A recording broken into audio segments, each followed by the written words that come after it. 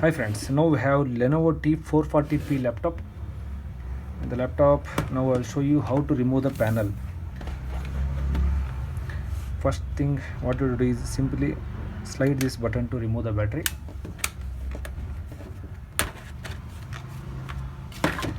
Then remove all the screws.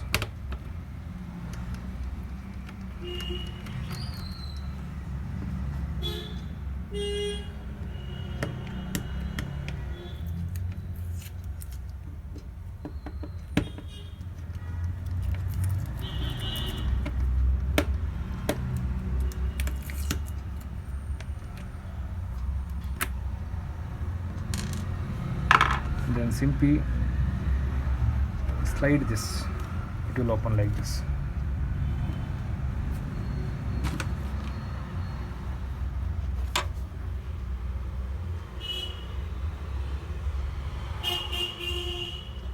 Okay, thank you.